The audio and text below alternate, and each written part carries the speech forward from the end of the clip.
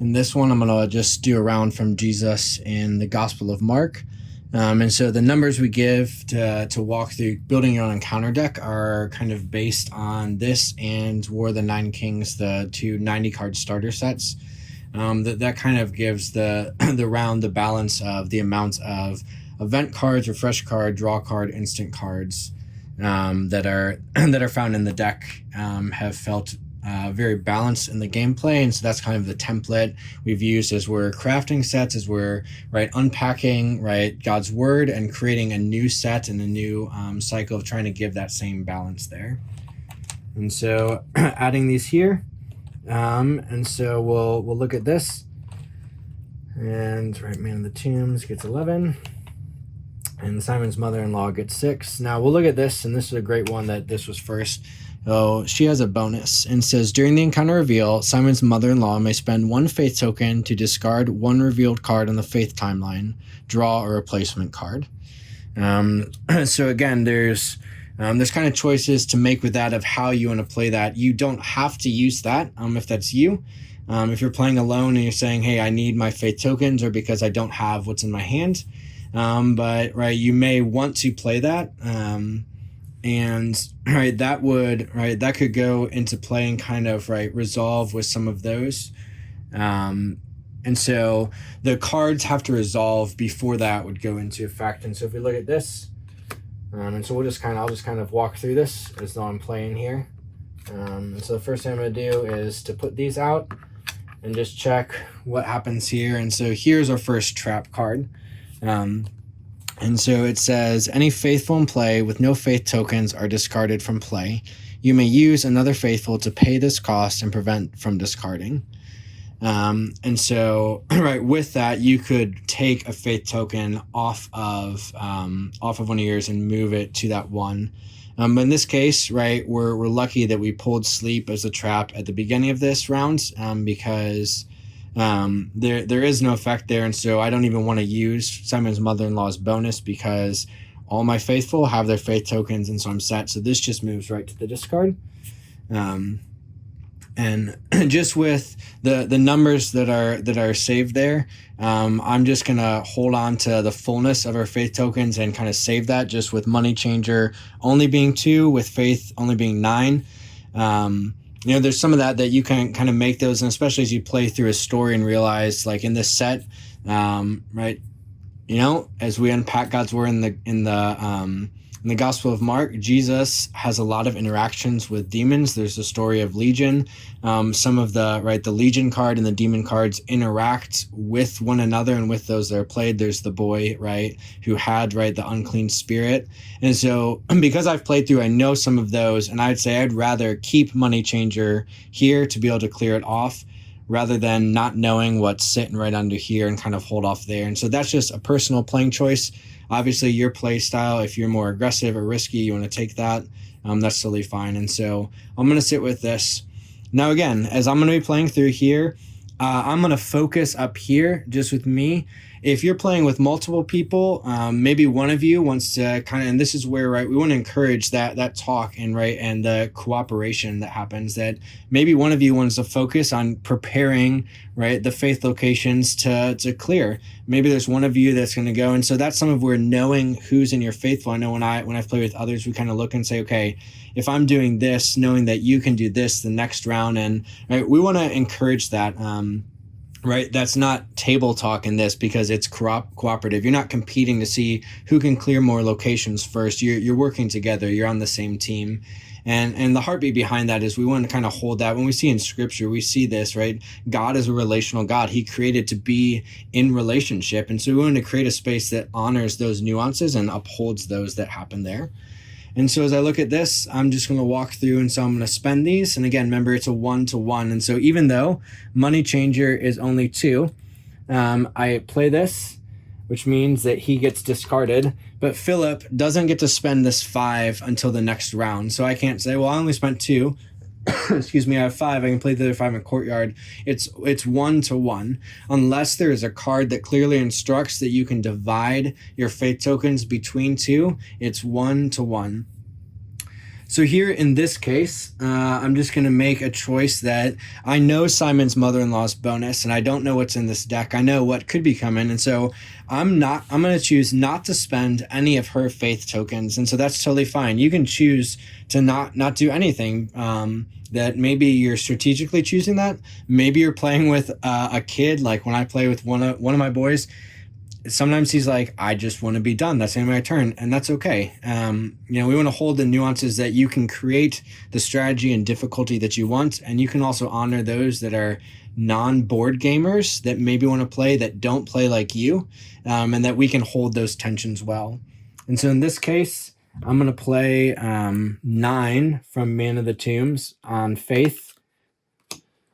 And that's going to clear that. And then I'm going to draw another Faithful. And I'm going to put Joseph of Arimathea. And so here, last time we saw in the base set, we saw him as this neutral interaction. Here we see him displayed in a faithful. And so again, there's the nuances here. In this set, we have Peter in faith, and we have Peter that is faithless. So we still have 3 locations, which would cause us to reveal 3 cards. I'm going to set those there. We're not the limit. So we're just going to keep going through. Okay. So in this case, Pharisee and rich young man remain, but help my unbelief is going to go into my hand. And so this allows me to refresh the faith pool to match the amount of one of your faithful in play. And so I'm going to hold on to this because the most I could ever refresh, this doesn't mean that, okay, Philip spent 2.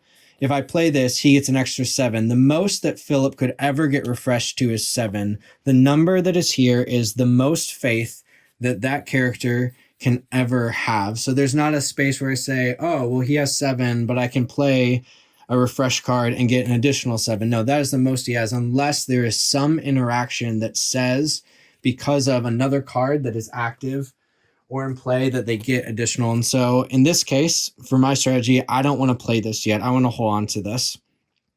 Now, again, the order of play goes that cards must be played and then faith tokens. And so I can't spend faith tokens and then play a card to refresh and play more. It's encounter reveal, play cards from your hand, play your faith tokens on the timeline, draw a faithful, add it to your turn. And so that's kind of the repetitive process. And so we're going to keep walking through this. And so in this case, I'm going to divide up this 5 and this 2. And so again, this is 1 and this is 1. And so between the 2 of them playing that, it's going to take Pharisee from play. I'm going to choose to spend 3 from Joseph of Arimathea on rich young man to remove him from play. And then again, I'm going to choose to keep Simon's mother-in-law there, knowing her bonus, knowing that I could choose to remove 1 of those revealed by spending one of her faith tokens. Now, so in this case here, I'm sitting with 2 that don't have any faith tokens. If that trap card that we pulled at the beginning got revealed, I would have to either pull from these to cover that cost, right, and to move that over, right, and discard those faith tokens to cover that, or these 2 would be removed from play. So we're going to add another. And again, with this, you're going to find that you get your faith party. And so we wanted to keep that there was a way that you kept gaining faith, but also the reality that unless you have a card to refresh their faith, they just sit there. You don't have to move them off. You don't have to get rid of them unless a card tells you to. They're just kind of there and allows you to choose how you want to interact. And so there may be times, for instance, that like Man of the Tombs, if Decapolis is active, he gets 5 additional faith.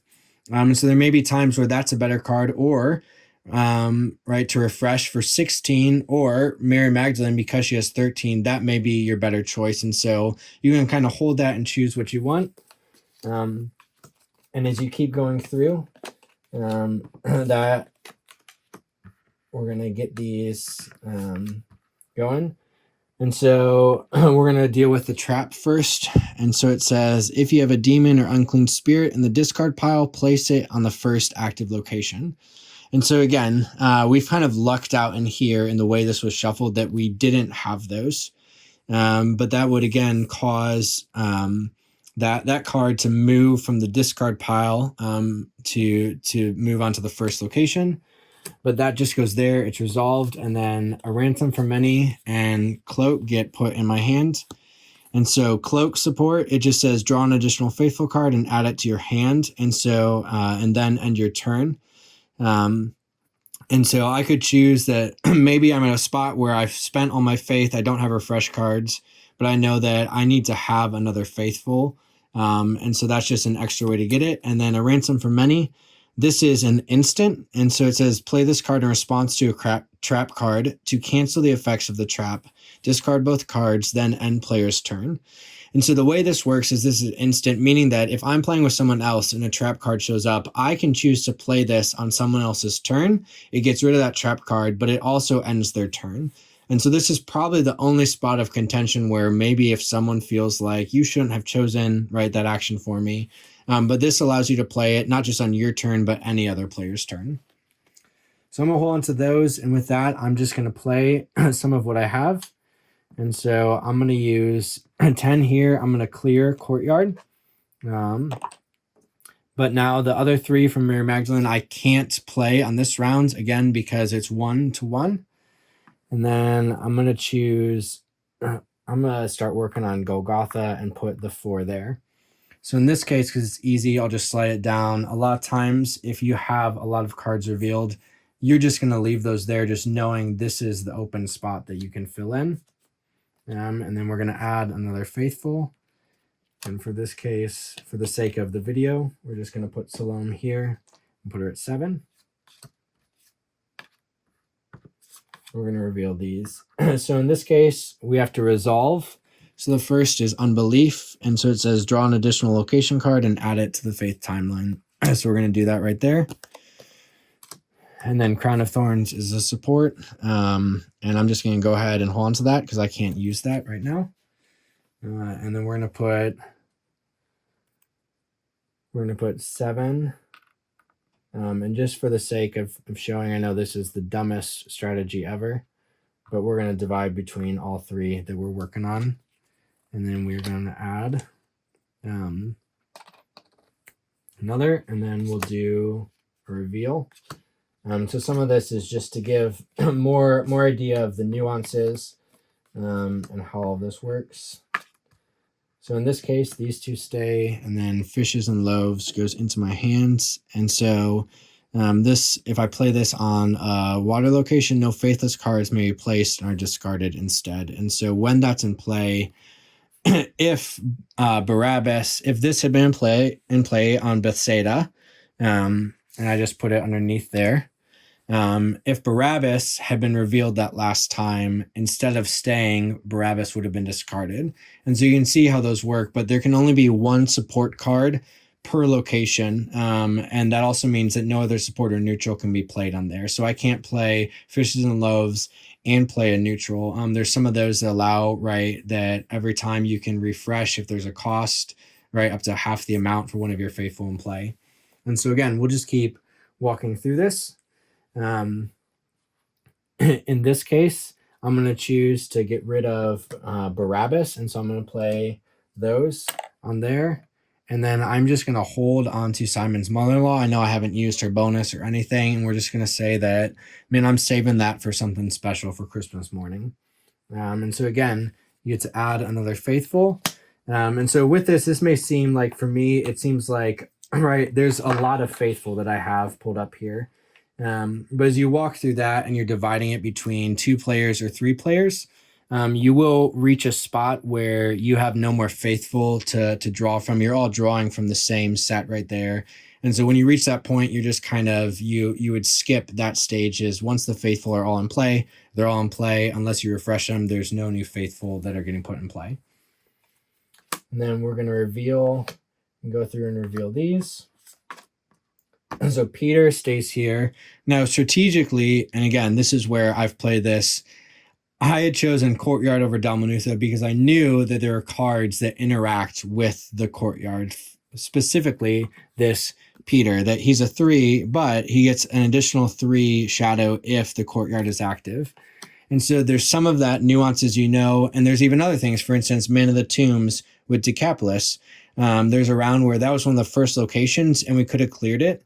But intentionally we left it because actually having that location made me be able to refresh Man of the Tombs with 16 instead of 11. And so there's even some of those things to think through of, we do want to clear locations, but there's some strategy of leaving certain ones out there, but then there's also a cost with that.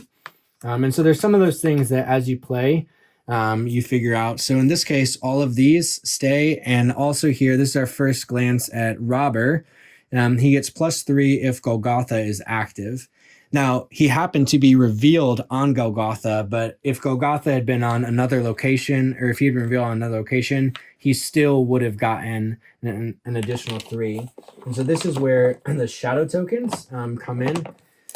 And so these are just markers to say that not only does he have 7, but there's this 3 additional that have to get paid before that can get cleared. Judas Iscariot has a bonus, and it says, when Judas Iscariot enters play, add a shadow token to current and adjacent locations. Every round that Judas Iscariot remains in play, add an additional shadow token. Okay, so again, this kind of, it hits in the middle, and so it's like the kind of the double whammy there, which means that here, in this case, all I'm going to do is I'm going to just remove a faith token. If there had been none shown, that's the equivalent of, right, putting a shadow token on. It just marks it as there's one more cost for that. But in this case, I'm just going to subtract 1 from each of those. And so here, this is going to give me some choices, okay? Where do I want to focus my attention on? I have Judas Iscariot, which is 21. I don't have a lot of faith to play that I want to probably focus on clearing. Now, I do have to check because here, Peter doesn't stay. Okay, no faithless cards are there, and so that gets cleared. So I have an event, I have Judas Iscariot, and I have Robber that has +3 for Golgotha. Judas Iscariot, we handled his bonus. That got resolved there.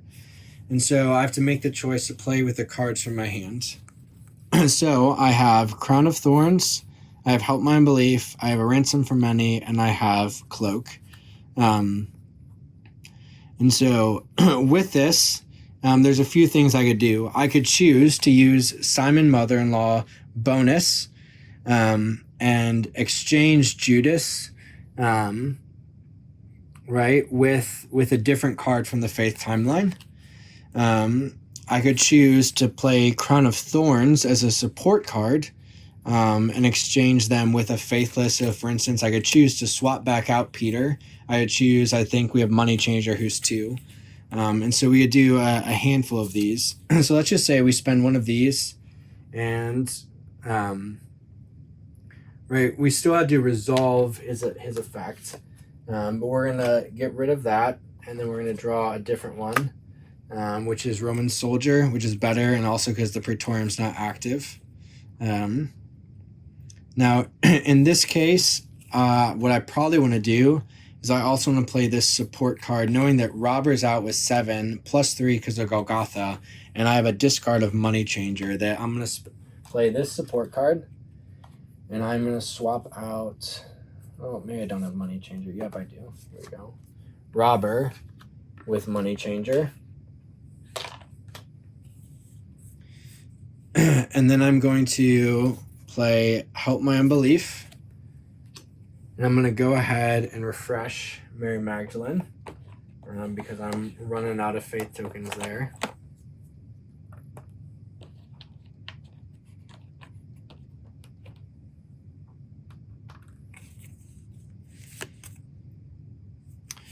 And I'm going to go ahead and just play Cloak. Which is going to let me draw an additional faithful card and add it to my hand. But I also have to end my turn. And so here, I swap things out and got things set, but I can't play any of that. But I do get to end my turn, right, by drawing another faithful and adding it.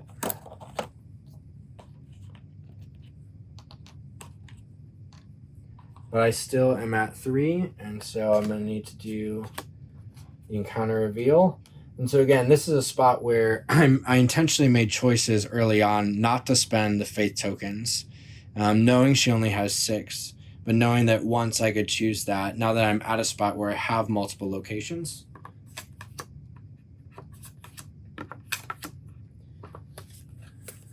All right, and so this is where Colt goes into my hands. We have Scribe and we have Rebuke. And so I could choose to spend hers, or I could choose to hold. I'm just going to hold and not do anything with that. And I'm going to choose to play through some of these. And so we'll go ahead and take 4 to get rid of Scribe. And we'll divide up here. And we'll do 5. We'll do 5. It's a clear Rebuke. And that would end my turn.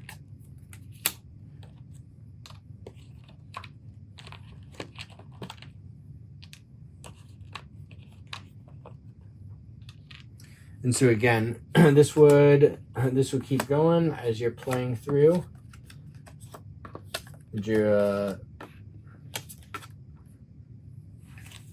Okay, so here's a spot where I want to choose to use her bonus, which is maybe turning into a little overpowered in favor, but you know, I'm glad that early on I didn't choose just to spend my my faith, because I want to exchange this, because driving out demons would cause an additional location card. I want to reveal a new one, which I guess it saved me a location, but it added a 10 event cost. And then, so looking at this, Young Man comes into my hand. The remainder of these stay. So now I get to play from my hands. I had last time used the card, and so I can put Leper down and add him into play to get faith. And I really just want to use this, and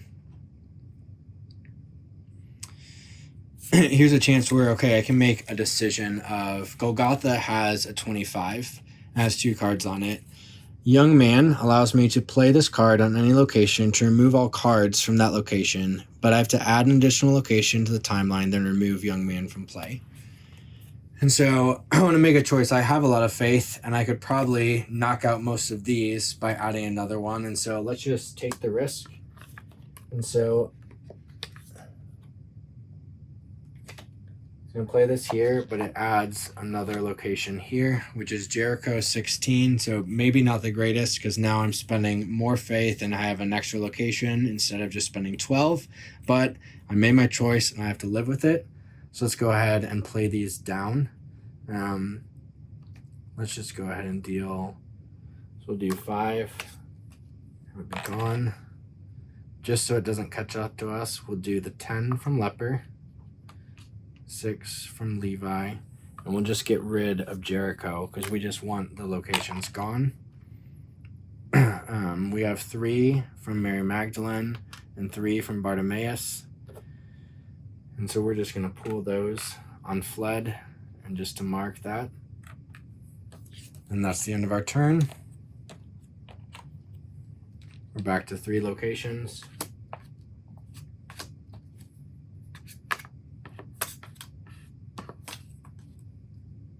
Okay, there he prayed. It's to go in my hand. It's a refresh. Sent out and rejected, stay.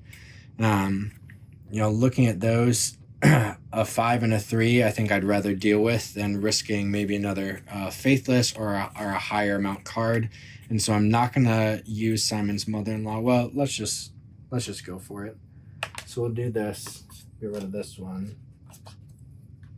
All right, so in this case, it was worth it because we got to pull Beloved Son and get rid of one. And then we'll go ahead and play these down. We're gonna refresh right here.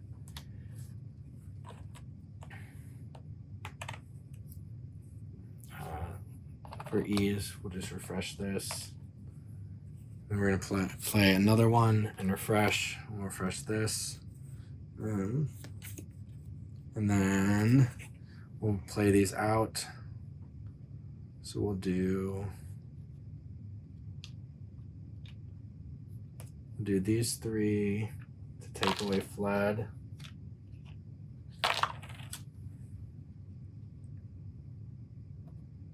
We're just gonna get rid of hers. Get rid of Bethsaida.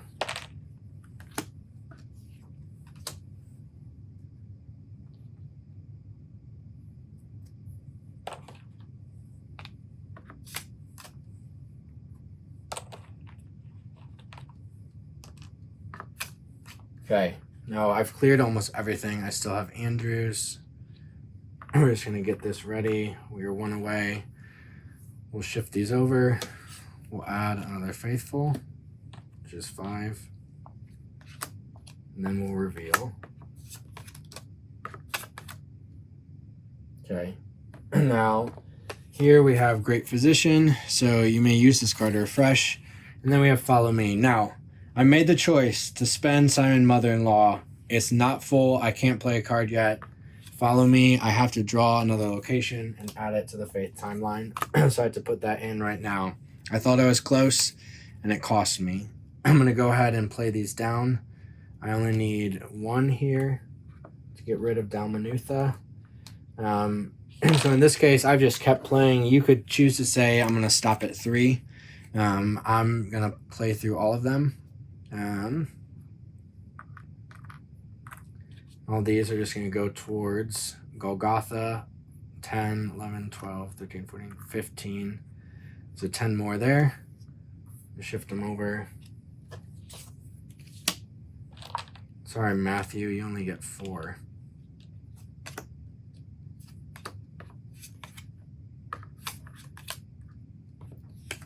Okay.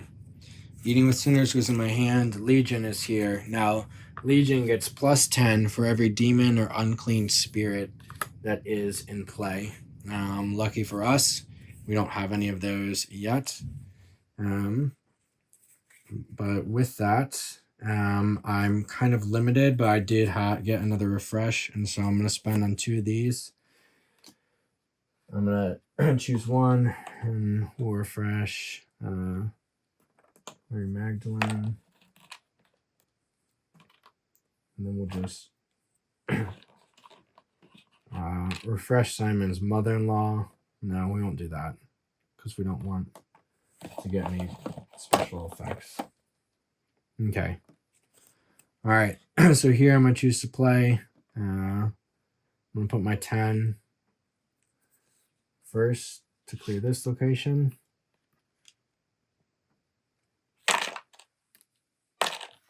All right. So I'm down to 1. I played hers. I can't use that. I'm going to play my 10. Get rid of Legion. I'm going to put my 5 that are left and my 4 from Matthew onto Genesaret. Now, obviously, when I get to this point playing alone, I have so many. Usually I have more table space, but I'm trying to keep them in the frame for you to see. Now here, I only have to reveal 1. Choose in my hands. Oh, I forgot to do that. So I have 3 from Thomas. And I think I have 1 of these that can help me, and I can refresh. I can pull those. I can play from pulling Mary Magdalene back up, and that would finish that round. So hopefully this gave a good glimpse of how you play through. And so it's always going to be you play across the Faith timeline. You can play up or down in any order. You can't clear a location until the cards up here are cleared. It's always going to be encounter reveal, play from hand, play your faith, add another faithful to your party, then move on to either the next round or the next player's turn. And yeah, as you look through, there's definitely the learn to play. If you keep all the cards together, as you walk through and you want to scale it, I'd say, start pulling out certain support cards. You can start by that, pull out the neutral cards, because a lot of those are going to kind of help on those locations. A lot of the event cards you want to keep in, because obviously if you can't refresh your faithful, then you're not going to be able to play. But if you say, okay, that round felt super easy, I don't really want to add the shadow mode in yet, but I want to take it the next step, then pull out all the blue cards are support.